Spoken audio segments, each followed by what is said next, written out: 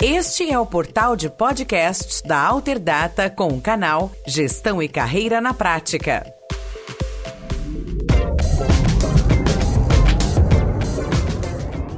Olá, você está no canal Gestão e Carreira na Prática. Meu nome é Vladimir Carvalho, eu sou presidente e fundador da Alterdata Software. E nesse momento nós vamos falar nesse episódio sobre estoque regulador. Nós vamos falar para todas aquelas empresas que precisam controlar materiais, produtos, tanto para revenda quanto para produção, que precisam entender claramente as quantidades ideais que tem que ter no estoque. A primeira reflexão que nós temos que fazer é que nós temos duas decisões que podem ser tomadas no momento da compra, que tem a ver com estoque, e que cada uma tem suas consequências. Nós poderíamos pensar que para eu ter os clientes atendidos e não faltar produto no estoque, eu poderia estar super estocado, ter centenas e milhares de itens acima do meu habitual, para que quando o cliente entrasse na loja, não corrêssemos o risco de não ter o produto. Essa é uma decisão. A segunda decisão que nós poderíamos pensar em tomar é que nós poderíamos ter quase nada dos produtos, muito pouco. Isso faria com que a gente tivesse um empate capital muito baixo, isso facilitaria o fluxo de caixa da companhia, mas, por outro lado, isso poderia gerar uma perda de negócio, porque o cliente poderia chegar na loja e não ter o produto. Bom, ou eu priorizo ter um empate capital forte, tendo muitos itens, ou eu priorizo meu caixa, não ter empate capital e eu teria um caixa mais abastecido. As duas soluções são muito ruins.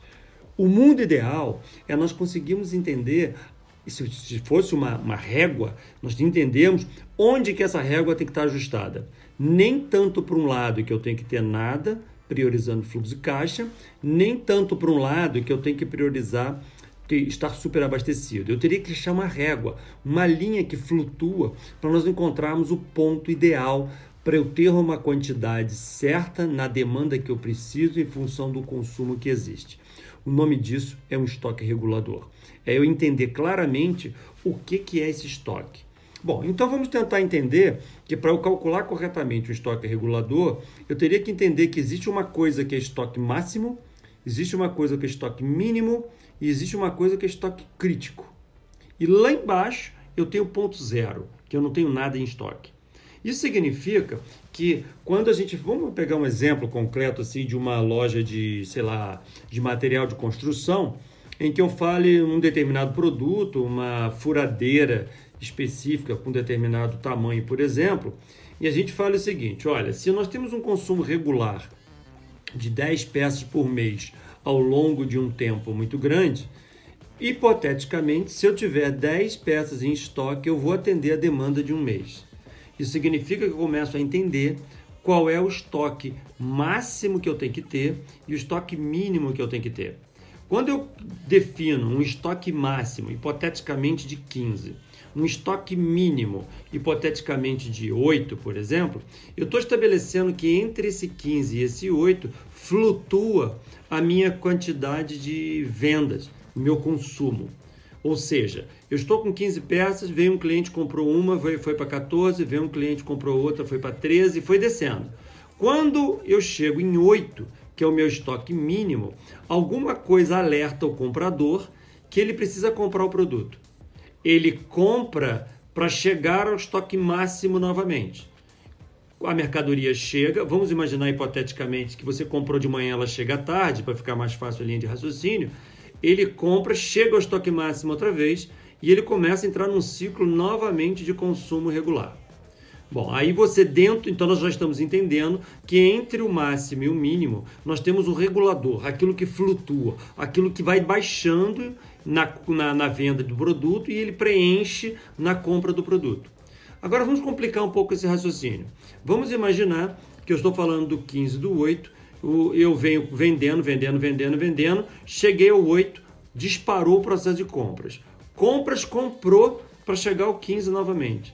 Porém, a compra é complexa, demora para chegar, está lá comprando em outro estado, demora, 10 dias para chegar. Se demora 10 dias para chegar, eu já comprei. O 8 vira 7, porque eu continuo vendendo. 7 vira 6, continuo vendendo. vai chegar uma hora que o produto vai zerar. O produto vai ter problemas porque ele vai zerar antes da mercadoria chegar. Isso significa que eu tenho que ter um negócio aqui embaixo que na teoria dos softwares da Alterdata nós chamamos de estoque crítico. Por exemplo, eu poderia colocar o estoque crítico como, se eu botei 8 como mínimo, eu poderia botar o crítico como 4. Se eu vim vendendo, cheguei ao 4, a coisa não aconteceu, o produto não chegou, automaticamente daria um alerta e o comprador toma uma medida, telefona, compra no vizinho, compra no concorrente para não faltar, não importa, ele faz alguma coisa para que ele possa voltar o estoque lá para dentro daquele item do estoque regulador novamente. Então, nós entendendo essa dinâmica aqui, a gente passa a compreender que para entender a demanda, ela é fundamental nesse processo.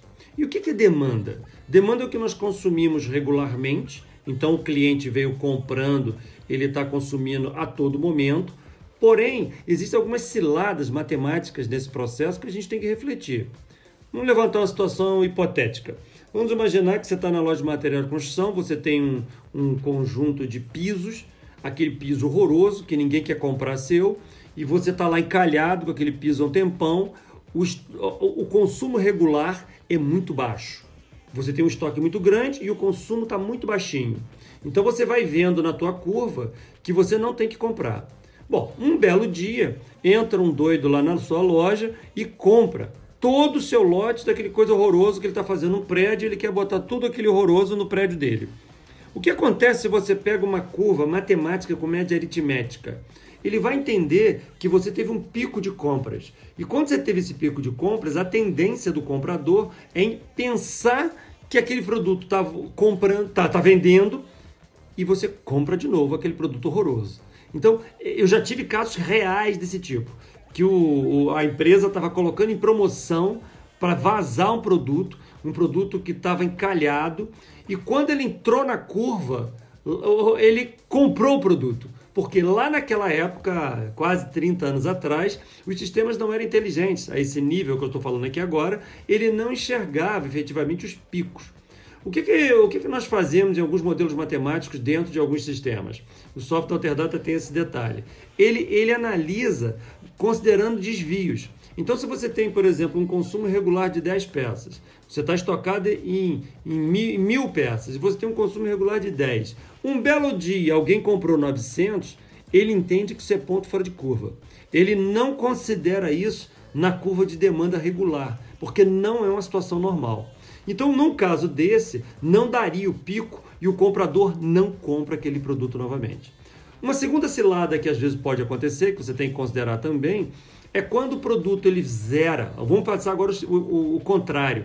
O produto zera e o comprador está pensando que ele tem que comprar uma certa quantidade. Porém, se você faz uma estatística, se você pega um modelo matemático, você pega historicamente que todo dia vende uma peça na média, todo dia vende uma peça na média nos últimos, 90 dias, 180 dias, e uma parte desse mês você ficou com o estoque zerado, há uma possibilidade matemática de você ter perdido venda. Ou seja, há uma demanda reprimida. Há uma demanda que deveria ter sido considerado no modelo matemático de compra para você comprar um pouco mais do que simplesmente está sendo informado como regular de venda. O que é regular de venda? É o que você vendeu ou o que você deveria ter vendido. Essa é a reflexão. Então, uma coisa é o que você vendeu especificamente. Outra coisa é o que você poderia ter vendido se você não tivesse ficado com estoque zerado. Os softwares mais inteligentes fazem essas análises de tal forma que você considere, inclusive, a sua possibilidade de perda. Um outro elemento importante nesse modelo é você entender se você está próximo de uma sazonalidade. Então, se eu tenho um consumo regular de 10 peças de determinada coisa, mas eu estou me aproximando a um evento tipo o Dia das Mães, e esse produto é típico de vender muito no Dia das Mães, e historicamente você aumenta a venda em 200% no Dia das Mães, o comprador tem que ser sinalizado disso. Ele tem que ser sinalizado disso que ele tem que comprar para muito mais do que o estoque máximo, porque você está próximo de um pico anual, por exemplo, de sazonalidade. Isso vale muitas vezes para verão, Natal, inverno, situações que alguns produtos flutuam para cima e para baixo. Não estou falando que é a loja toda. Então, dentro de uma grade de produtos que você tem na sua loja, alguns vão vender mais no Dia das Mães, outro no Dia dos Pais, outro no Natal, uns vendem mais no inverno, outros vendem mais no verão. Se você tem classificado os percentuais de crescimento, os modelos matemáticos começam a entender e ajudar o comprador a entender de fato o que ele deve comprar. A ideia do estoque regulador é você ter modelos matemáticos bem sofisticados, de tal forma que o comprador se concentre no aspecto da negociação, mas não efetivamente no modelo matemático da quantidade que ele tem que comprar. Porque é muito mais confiável a gente deixar uma máquina fazer isso para a gente.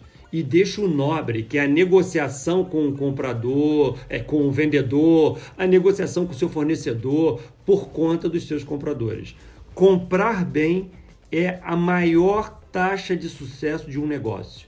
Comprar bem pode significar o seu negócio estar vivo ou não estar vivo. Se você estoca demais, você empata muito capital da sua empresa, provavelmente você vai tirar capital de giro, que vai ser importante para outras coisas, e provavelmente você pode ficar muito dependente de banco. Agora, se você tem uma estrutura que você está encontrando o modelo matemático exato para você comprar dentro do que você precisa, independente do tamanho da sua empresa, aí você está fazendo uma gestão de materiais bastante inteligente. E certamente você vai ter mais resultados que os seus concorrentes, mais resultados que a média. Então, não tente levar as decisões do quanto você tem que ter de cada item em estoque simplesmente por sensibilidade, porque a sua chance de erros vai ser enorme. É muito importante que você encontre softwares que fazem modelos matemáticos expressivos, com bastante preocupações de uma série de elementos, levando em consideração desvios padrões, picos, e de tal maneira que você consiga ter o máximo de segurança possível, que o software está te informando com mais precisão as quantidades que você tem, para que o cliente entre na sua loja e tenha sempre o produto. Sucesso a todos e bom estoque!